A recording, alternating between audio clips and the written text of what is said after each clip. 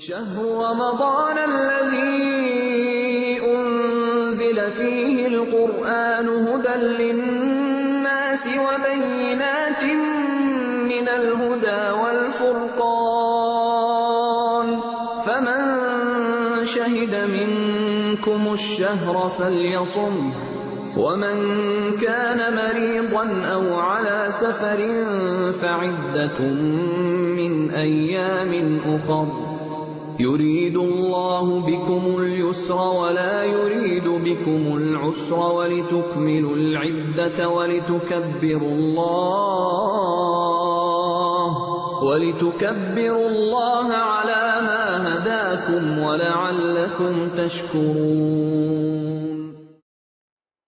الحمدللہ رب العالمین والصلاة والسلام علی سید الانبیاء والمرسلین اما بعد فاعوذ باللہ من الشیطان الرجیم بسم اللہ الرحمن الرحیم. قابل صدرام آج کی تراویح میں ہم 3 صورتوں کو پڑھیں گے. ایک ٹپ اور ایک تحفہ اپنے ذہن میں رکھیے گا قرآنی مزاج سمجھنے کے لیے کہ ہم نے پہلے 10 پارے پڑھے تو 10 پاروں میں 9 صورتیں تھیں اور اپنے مزاج کے اعتبار سے ان میں سے 7 مدنی تھیں اور 2 مکی تھی. سورہ انعام اور اعراف دونوں جو ہیں یہ مکی تھی، باقی سب مدنی تھی.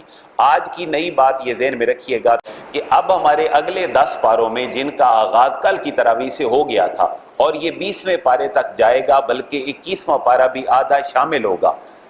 ادھر آپ کو 20 صورتیں تقریباً مکمل نظر آئیں گی.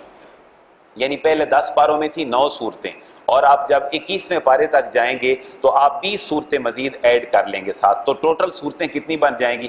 29. ایک تو معروضی سا سوال یہ ذہن میں رکھ لیں کہ پہلے 20 پاروں کے اندر ٹوٹل صورتیں ہی کتنی ہیں؟ 29 ہیں.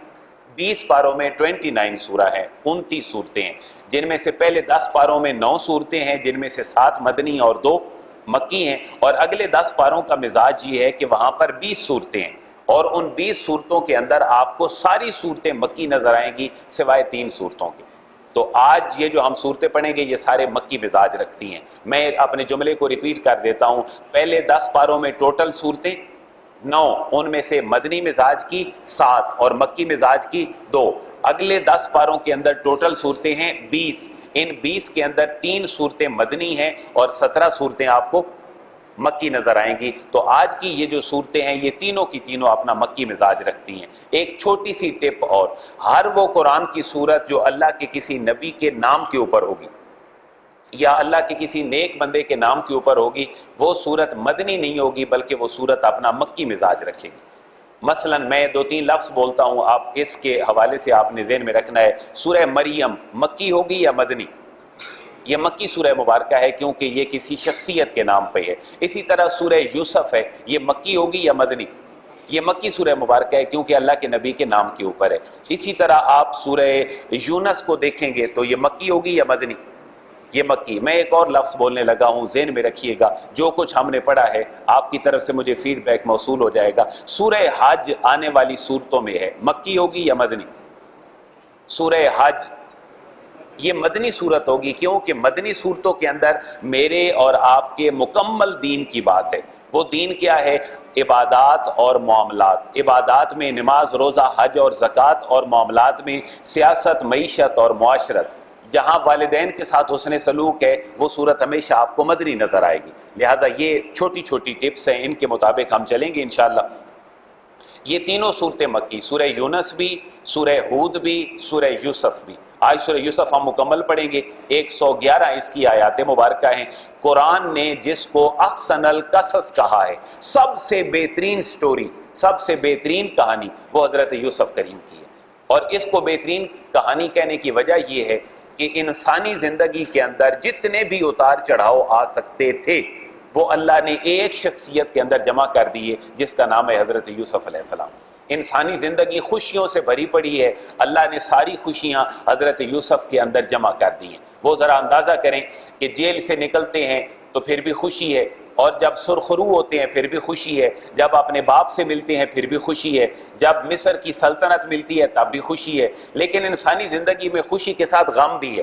جتنے غم حضرت یوسف کو ملے ہیں شاید کسی اور کو نہیں ملے۔ اپنے سگے بھائیوں کے ہاتھ میں رسی کا ایک کنارہ ہے اور دوسرا کنارہ ان کے گلے کے اندر ہے، اور کنویں کے اندر بھائی ان کو لٹکا رہے ہیں، اس سے بڑا کوئی غم ہو سکتا ہے؟ تو خوشی بھی آپ کی ذات کے اندر، غم بھی آپ کی ذات کے اندر۔ سیاست کی زندگی پوری آپ کی زندگی کے اندر موجود ہے۔ کہاں ایک ورکر کے طور پر زندگی کا آغاز ہے، کہاں پھر مصر کی بادشاہی ملتی ہے، یہ پوری سیاست ہے۔ معاشرت چلتی ہے ماں باپ سے، بہن بھائیوں سے، تو معاشرت بھی یہاں پر بھری پڑی ہے۔ معیشت کی بات ہے تو معیشت اور لین دین، بکنا بکانا، بازار، خرید و فروخت، یہ سارا ہمیں کس کی شخصیت میں نظر آتا ہے؟ حضرت یوسف۔ اب آپ کو اس سوال کا جواب مل جانا چاہیے کہ قرآن نے کس قصے کو سب سے بہترین قصہ کہا ہے؟ سورہ یوسف کو۔ اور بہترین قصہ کہنے کی وجہ کیا ہے؟ انسانی زندگی کا جتنے گوشوں سے تعلق ہو سکتا تھا وہ سارے حضرت یوسف کریم کی شخصیت میں موجود ہیں۔ تینوں صورتیں مکی ہیں۔ اللہ نے چند سوال کیے ہیں مجھ سے اور آپ سے اور قرآن کے ہر مخاطب سے۔ ان میں سے پہلا سوال یہ ہے، اللہ فرما رہا ہے مکی صورتوں کے جو تین مزاج ہیں کہ ان میں توحید کی بات ہے، رسالت کی بات ہے اور آخرت کی بات ہے۔ ذرا تینوں پہ ایک ایک دو جملے سنیے گا۔ اللہ اپنی توحید کو ثابت کرنے کے لیے پوچھ رہا ہے بندوں سے کہ اے اہل مکہ ذرا یہ تو بتاؤ کہ جتنی چیزیں اس کائنات عالم میں موجود ہیں، چھوٹی یا بڑی، اس میں تم بھی شامل ہو، جنات بھی شامل ہیں، حیوانات بھی شامل ہیں، اس میں پہاڑ بھی شامل ہیں، سمندر بھی شامل ہیں۔ اللہ پوچھ رہا ہے ذرا یہ تو بتاؤ کہ ان میں سے کون سی چیز ایسی ہے جس کو تمہارے خداؤں نے پیدا کیا؟ اگر کوئی چیز بھی ایسی نہیں ہے تو پھر چھوڑ دو ان خداؤں کا پیچھا۔ جب تم سے پوچھا جائے کہ تمہارے خداؤں کو کس نے بنایا ہے تو تمہارا ایک ہی جواب ہوتا ہے، ہم نے خود بنایا ہے۔ تو کائنات کی کوئی چیز بھی تمہارے خداؤں نے نہیں بنائی۔ اللہ دوسرا سوال انہی مکی صورتوں میں فرما رہا ہے کہ باقی ساری چیزوں کو چھوڑو، جن چیزوں کے ساتھ اے حضرت انسان تیری بقا وابستہ ہے، تیرا سروائیول ہے، ذرا ان چیزوں پہ تو غور کر۔ وہ چیزیں کیا ہیں؟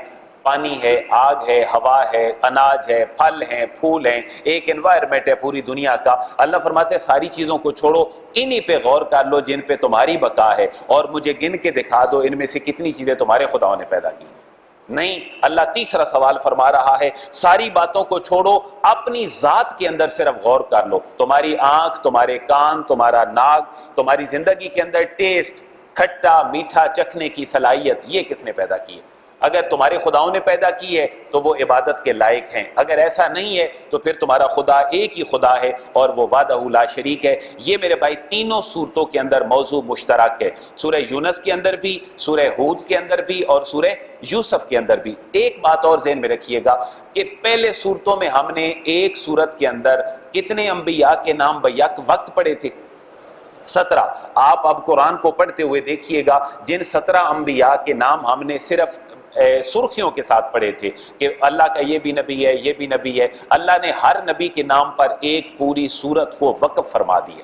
اس کی وجہ کیا ہے؟ کیونکہ ہر نبی کا مخاطب ایک خاص قبیلہ ہوتا تھا، ایک خاص قسم کے جغرافیے کے لوگ ہوتے تھے، لیکن اللہ اپنے حبیب کے سامنے تو اتنا وسیع ویژن رکھ رہا ہے۔ محبوب آپ تو ختم المرسلین ہیں، آپ کو تو وہ قوم بھی ملے گی بطور آپ کی امتی جو حضرت شعیب جیسی قوم کی طرح کمی بیشی کرتی ہوگی، آپ کو تو وہ قوم بھی ملے گی جو قوم نوح کی طرح ممکن ہے نافرمانیاں بھی کرتی ہو۔ تو اللہ نے تمام انبیاء کے فالورز کے جو ایک رویہ تھا اور مائنڈ سیٹ تھا، اللہ نے بڑے کمال انداز میں ان صورتوں کے اندر رکھ دیا، اور یہ تینوں صورتوں کے اندر چیزیں کامن ہیں۔ اب آپ نے وہاں حضرت یونس کا نام پڑھا تو پوری صورت ہی کیا رکھ دی؟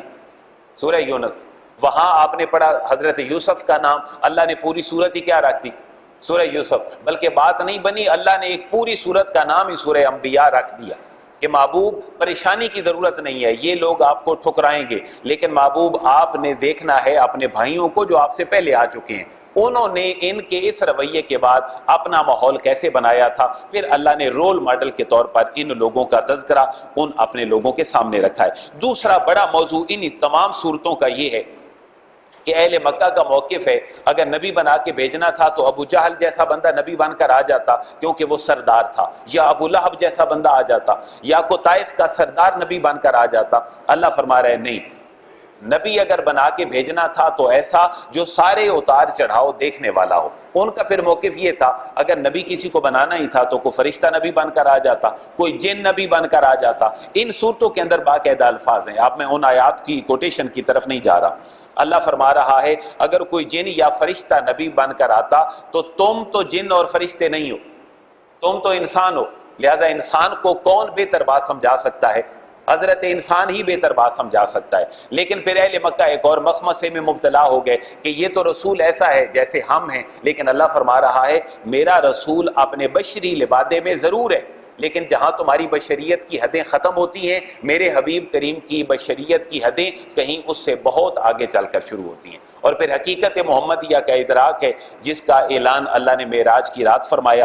تیسرا بڑا موضوع ہر مکی صورت کا قرآن اور آخرت ہے۔ اللہ فرما رہا ہے کہ تم کہتے ہو کہ یہ کتاب انسانی کلام ہے، اللہ فرما رہا ہے ٹھیک ہے تم بنا کے دکھا دو۔ آپ کو ان ساری صورتوں میں حروف مقطعات نظر آئیں گے، الف لام را، الف لام میم صاد طٰ، ہر صورت کے اندر تقریباً 29 سورہ ایسی ہیں جہاں حروف مقطعات نظر آ رہے ہیں۔ اللہ فرما رہا ہے تم اس جیسی کتاب بنا کے دکھا دو۔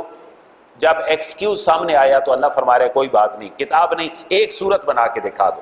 جب ایک صورت میں بھی عاجزی نظر آئی تو اللہ فرما رہا ہے ایک آیت ہی بنا کے دکھا دو۔ جب ایک آیت بھی سامنے بن کر نہیں آئی تو پھر اللہ فرما رہا ہے اب کیا کرتے ہو، اب اسی کتاب کے اوپر ایمان لے آؤ جو کتاب اللہ نے تمہارے لیے کتاب ہدایت بنا کر بھیجی ہے۔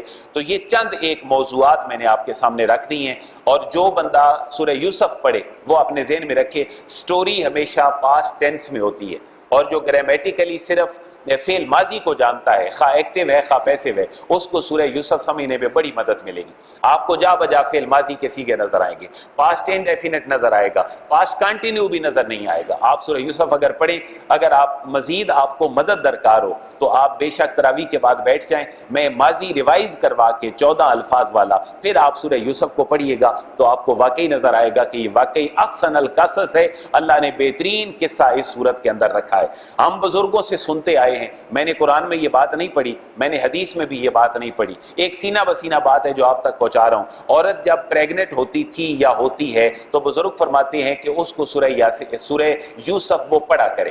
اب اس میں حکمت جو سمجھ آ رہی ہے وہ یہ ہے کہ جتنے زندگی کے اتار چڑھاؤ ہیں سارے وہ اللہ نے کس صورت میں بیان فرمائے؟